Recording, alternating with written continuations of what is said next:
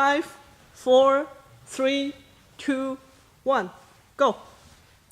So, Anand, what story would you like to hear tonight?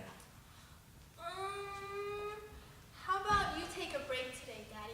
I'll tell you the story instead. Oh, really? Are you sure? Mm-hmm. So what story will you be telling me? Well, today at Chinese school, our teacher, Lao person, told us the story of Master Jian Zhen. Oh, you mean the Buddhist monk who was known as the Master of Precepts and was alive during the Tang Dynasty from year 617 to 907? Oh, I guess Daddy already knows about him. Oh no, I actually only know a little bit about him. I was actually looking forward to you telling me the story. Okay. Well, once upon a time, long time ago, there was two Japanese monks named Fusho and Yogi. They came from Japan to China to look for a Chinese monk who would go back to Japan with them. Wow, you learned a lot today at Renwen Shishao. But did you forget the story already? Do you want me to tell it? No, I know it. Okay, so these two monks traveled far and wide in search for a Chinese monk who would be willing to go back to Japan with them to educate their Japanese monks about It's okay, sweetie. They're called Buddhist precepts. Precepts, they're rules and etiquette governing the Buddhist congregation and also the individual conduct of all the monks and the nuns so they don't go astray or do anything unaccepted or, by the congregation. Okay, so they searched for a very long time and finally they heard about a Buddhist master named Master Jian Zhen. This master, he's really good. He knew medicine and would also help people.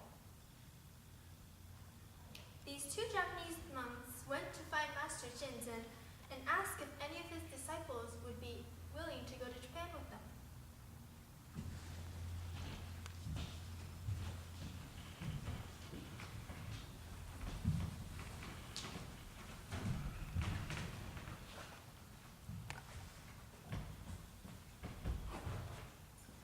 Oh, Master Jian Zhen, we have come a long way from Japan to China in search of a great monk who had both virtue and wisdom.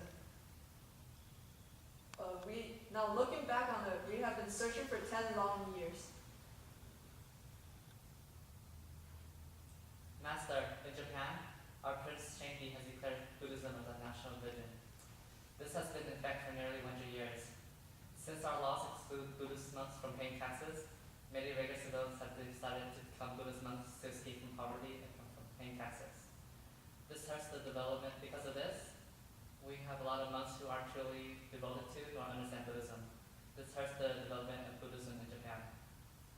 We hear Master had many disciples all over, all of whom are very knowledgeable. We were hoping one of Master's disciples will be willing to come to Japan with us and teach our Japanese monks the way of Buddhism and help it thrive and flourish in Japan. Please, Master, the very existence of Buddhism depends on this key monk. Yes, I have also heard of this. For all of you sitting here, you are very fortunate to be able to study Buddhism here in China. Now, these two Japanese monks before us have come all the way here to request one of us to go to Japan and help them to teach Buddhism. Is there anyone that is willing to go? Master, it sounds like a very risky journey. I don't know if anyone's willing to. I agree. Master, this is too perilous of a journey. This is a very dangerous journey indeed. But think about all those people that have risked their life to spread Buddhism all over the world. If none of you is willing to go, then I will go.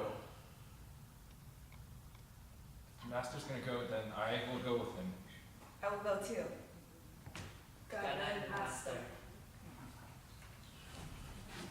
So then starts Master Jian Zhen's long journey to Japan. How long do you think it took for Master Jian Zhen to get to Japan, Daddy? Did you forget the story already? No, I was just testing you to make sure you don't fall asleep. Anyways, for Master's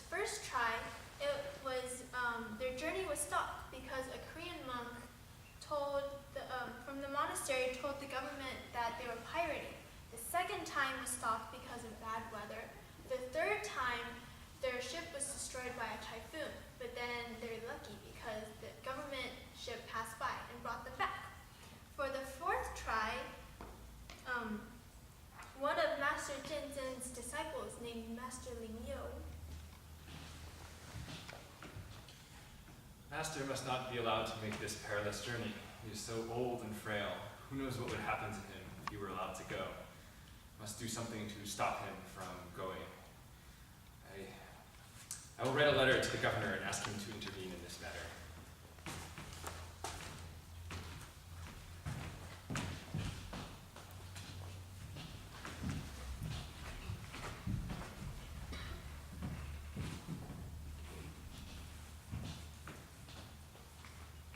Is everything ready? Yes, Master, everything is in place. All right, let us begin our journey to Japan.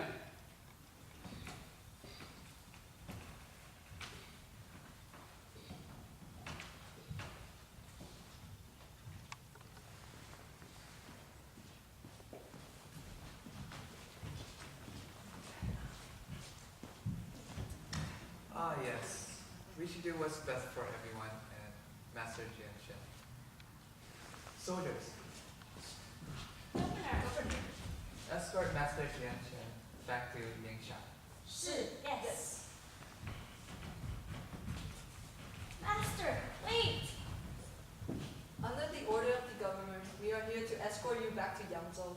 What? Who's behind this? A group of elders led by Master Ling Yo signed a petition requesting for your return. Master, please. Very well.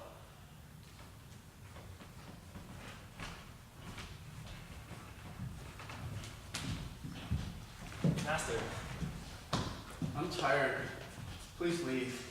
what's wrong? For all these years, you have followed and learned nothing from me. You are not my disciple anymore. Master, no, please, I understand that I'm Please wrong. leave now. Master, you must forgive me. I will stand here until you forgive me. After Master Jian Zhen's failed fourth attempt, Ling Yo stood outside of Master Jian Zhen's door for many, many days, no matter if it rained or shined. Finally, on the 60th day, Master Jian Zhen finally forgave Ling Yo. You seem tired, Anand. Do you want me to finish the story? I'm sorry, Daddy. It's no problem. So, for the fifth attempt, they traveled for a very long time until they finally reached land. They thought they had landed in Japan, but in reality, they were still in China. The governor there brought them back to his home, and there they stayed for a very long time. And during that time, that's right, Master Jian Zhen started to lose his eyesight, and his good disciples Yoi and Xiang Yan became his walking sticks during the time that Master Jian Zhen was becoming blind. Then what? Then they both passed away. Gosh, she never seems to be able to stay awake during my stories until the very end. I guess we'll have to wait until next week to hear about Master Jian Zhen's sixth attempt and what he ended up doing in Japan, or when we watch the movie together.